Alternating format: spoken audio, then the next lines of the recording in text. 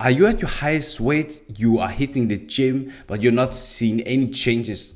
Well, you're working out so hard, you are trying to eat clean, but you still feel stuck, frustrated, and you are heavier than you ever been. Well, as an ambitious professional, you are not here to waste any time, and you're probably just making these 5 common lifting mistakes that's keeping you fat, tired, and also stuck. So until you stop doing this, you're never going to lose weight. So let's just fix this by watching this video to the end. If you have not subscribed to my YouTube channel yet, make sure you hit the subscribe button and also turn on the bell to get notified whenever I'm making a new video about weight loss advice every single week.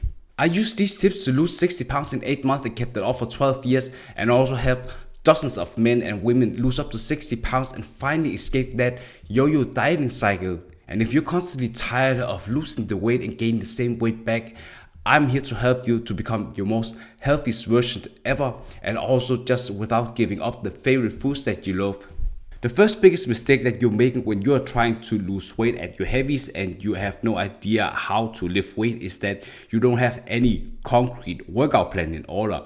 You don't even know what exercise to perform the right amount of order. You don't have any idea of the rep ranges, no previous record of your performance in the gym. So it makes it very difficult for you to even target the different kind of muscle groups that you have to build more muscle mass. And if you need to build more muscle mass, you're automatically going to lose weight, but you also need to have your diet in check. So in this video, I'll just break down what kind of lifting mistakes that you're making. So let's imagine that you want to have a lean, toned, muscular body that is going to help you be more confident when you talk with clients and doing presentations at work. You of course need to figure out that having wide shoulders and a small waist and toned muscular arms and also thighs, and that just makes you understand that you need to focusing on compound movements, because these are the most demanding exercises that you can possibly think of. These are just muscle groups where these are exercises where you are targeting several kinds of muscle groups at the time. Let's imagine that you are trying to build up your shoulders. So there's the front shoulder, there's the side shoulders, and then the lateral head. That's just the back side of your head. So in order to target these muscle groups, you of course need to pick a certain weight. Let's imagine that you want to target the front part of the shoulders. That is, for example, shoulder presses, where you are targeting not only the front side of the shoulder, but you're also targeting the triceps. So when you're starting out with your workout, you're having a lot of energy because you're taking your pre-workout and your mind is very fresh. So after you've been performing like 10 to 12 reps, you are picking like a weight where you can perform 1 to 2 reps before failure, and then you just noting that down on your notepad. Then you're tracking it, and then the next set you are of course waiting like 60 seconds because it's very high demanding exercise, so you need to have fully rested before you are going to the next exercises. Then you go into the next set where you are, for example, increasing the weight. So let's imagine that the first set you are using like 20 kilos dumbbells, and then you're amping that up for 22 kilos, because in order to break down the muscle tissues, you need to constantly overload it with enough volume. So volume is just that you need to push yourself to increase the weight, so you bring down the muscle tissues even more, and you are constantly just trying to hit 1 to 2 reps before failure. So you always want to amp up for like 12 reps. So you do that like 3 to 4 sets, and that's just the first exercise. The next exercise you can do a military press, where it's like basically a bit of the same movement, but you're just doing a different kind of variation because you want to tighten the muscle groups, so you are feeling fully exhausted from working out that muscle group. And when you've done that, you are of course going to pick another exercise. That could be like you're sitting down and you're doing hammer strength, where you are also targeting the front part of the shoulders, because that's also, you can put on a lot of weight, but you want to make sure that you have very good form. When you're doing that set, you want to make sure that you also have the mind-muscle connection, where you're actually understanding that you are feeling the muscle being worked. It doesn't matter how much weight that you have, unless you are actually making sure that you have a good connection to the muscle that you're training. Let's imagine that you're trying to target the front part of the shoulders, but you have no idea of where the front part of your shoulder is. So it makes it very difficult for you to like feeling the muscle tissues being worked. And let's imagine that you are not studying the exercise before you're working out, so you most likely just coming to target the neck muscle, and you're not going to grow that muscle group that you intended to do because you're just not targeting it. So that's just the first thing that you want to have in order. So after the compound movements, you are feeling more tired, so you're going over to isolation movements. Is much less demanding, but you still want to make sure that you are targeting the right muscle group that you want. So we're already targeting a lot of the front delt, then we go to the side delt, because the side delt makes the shoulder having a 3D look. And by having that 3D look, you're going to have rounder shoulders, and it also helps you accentuate your V-taper. V-taper is just that hourglass figure that you are seeing with people who are models or fitness models, where you have wide shoulders and you have a small waist. The small waist you're getting by two things. You are being a calorie deficit, for example, 200 or 500 calorie deficit from your maintenance. You subtract that, you have a 45% of protein diet and 40% of the carbs. And then you also just want to make sure you have your cardio in check, and 6,000 steps and 4 cardio sessions every single week on a cross trainer or stationary bike with a heart rate of 120, 150. And you do that after you're working out. So let's imagine that you have that dialed in. Then you are also not focusing on, for example, movements that are placing a lot of tension on your like side abs, because if you're putting too much weight, you're building a lot of muscle about your side abs, you are just accentuating the midsection, and it makes it look very blocky. You probably just seen a lot of the people who are doing CrossFit. They are placing a lot of, they're using a lot of weight, for example, deadlift and squats, where you're just developing the muscle tissues around your waist, so you look very wide, and it just makes you look like a block. So you don't want to do that. So calorie deficit, and also avoiding like deadlift and also squat, because you just want to have that midsection very small. So just getting back to isolation movements, you're going to target the side delts, so you are getting the muscle being developed very good. So of course you still need to do 10 to 12 reps where you are just targeting the side delts. You can pick a weight, for example 10 kilos, and you do that 10 to 12 reps, 1 to 2 reps before failure, because it's just stimulating the muscle group. So that's basically just what you want to do as the first thing if you want to lift weight correctly. I would love to know, what is your biggest takeaway from the video so far? Just comment below and let me know. The second biggest mistake that you're making when you are trying to lose weight at your heavies is that you are going to the gym and you are focusing on doing the ab workouts beforehand. And it's not necessary, because if you are seeing someone like a lot of these popular videos on YouTube, like Lily Sabri, the Chloe Ting, and Pamela Reeve, Mad Fit, there are so many fucking of these people. They are just promoting a lot of these exercises, like 5 minutes, 10 minutes exercises without equipment. To be total upfront, if someone who is already looking so great and just doing a lot of these videos where they are just having a great body and they are just working out, showing you how you can do it, but if they have never gone through a transformation where you're gone from not skinny like fat and to very good form, is not so credible. I don't think that, because if you're someone who's been at your heaviest weight and you've seen someone who's lost all the weight and seen a lot of people doing the same, someone who's helped them, it makes it more credible.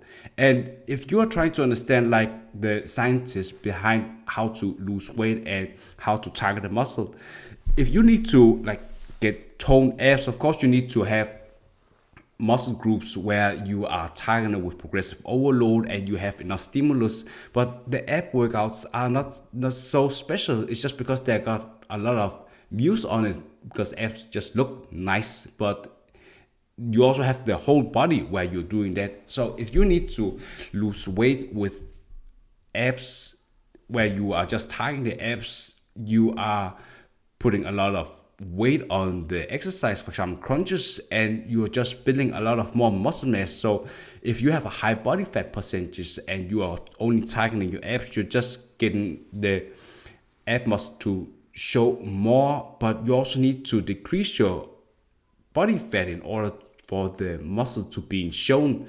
So it doesn't matter how much ab workout you're doing if you are not dining in your diet. So you're just making sure that you are going to show the muscle group even more. And I don't believe in doing a lot of ab workout. I'm doing like 1 or 2 ab workouts where it's just cable crunches and hanging leg raises. I don't want to place too much emphasis on the ab workout, because as long as I'm working out the whole body and making sure that I'm building a lot of muscle around the whole body, for example the upper part of the body where you're getting nice round shoulders and also strong arms and also thighs, that's glutes, they are very strong just through your dieting and also your cardio sessions and also the steps that you're making, like 6,000 steps, and you gradually increase that whenever you're hitting breakthrough plateaus, like weight loss plateaus, you're just going to lose weight automatically all over your body. So let's imagine that you already are losing a lot of weight. You can see how your midsection looks like. That comes from just you working the whole body and also doing a small amount of ab workout. So let's imagine that you're doing cable crunches, you are targeting the upper 4 part of your abs, and you want to do leg raises because you don't want to place too much muscle mass on the lower part of your abs, because you want to have a small waist. If you're doing side crunches with weights, you're just getting a lot more muscles around the midsection, and that just widen your waist so you don't have a hourglass figure. So the third biggest mistake you're making when you're lifting weights is that you're going to the gym and you're just picking those fucking 2 kilo dumbbells. Let's imagine that you are someone who really wants to have a lean, tall, muscular body. You have to understand that you need a lot more heavy weights. And if you are someone who has been thinking that you need a high amount of volume, like a lot of reps, like 20, 30 reps to get toned arms, you're just not understanding the science behind how to break down the muscle tissues. And also through dieting and also rest, you're going to rebuild these muscle tissues. So let me just explain to you that if you want to really build your muscles, of course you need to have your diet in check with the small calorie deficit of 200 calorie deficit or 500 calorie deficit. And if you're someone who starting your weight loss, you of course have not been in so much calorie deficit yet, so you still have a lot of fat that you can use to break down that. And also through, for example, if you never worked out before, you have something that's called newbie gain. So your potential of getting a lot of muscles, that is just very high, and the longer you've been working out, the more your potential is decreasing. So you really want to take advantage of the first couple of years when you're working out and having all things dialed in with like 45% of protein diet, and you getting that from lean chicken breast, for example, ground beef, salmon, eggs, tuna, whey protein powder. And you can also just go into the 40% of the daily calories coming from carbs, that is slow digestible carbs and fast digestible carbs. You can Google that. And you want to have your high fibers like 20-40%, because it just makes you feel that you don't have so much hunger and you have like more stable blood sugar. In order to break down muscle tissues, you need to focus on compound movement that I explained to you earlier, but also progressive overload, where you are constantly increasing the weight that you are lifting to place enough volume on the muscles so you're bringing it down. And also you want to make sure that you have the right mind muscle connection. It's a not so much talked about technique that people are using. So it's also because I'm into the bodybuilding world where my muscle connection is very used. So you just want to have that like a connection between your mind to the kind of muscles that you're working, and you also want to make sure that you have studied the workout beforehand, like every single exercise. So a very simple example for you is that if you want to grow your biceps, for example, you want to study the bicep curl, for example, bicep curls like this. You are taking two dumbbells, and then you are breathing in, like you're taking a breath, and then you are the first second you're like doing that, and then 2 seconds lowering that, because that's just the most demanding part of the exercise where you're creating as much muscle fibers as possible, because you are breaking down the muscle fibers. So you also want to make sure that you feel the muscle being worked when you are working out, and having the breath in order when you are taking a breath, and then you are exhaling when you are doing the lowering the weight, and then you are exhaling again, and then you are taking a breath for 2 seconds. It makes it like giving you some oxygen to perform the exercises, because it's very demanding. So it's like a runner. If you want to run for a long time, you need to have focusing on your breath, so you're giving your muscles enough oxygen to perform. It's just like a car, where if you really want to perform for a long time and you want to drive for a long road trip, you all need to have gas, the right amount of gas.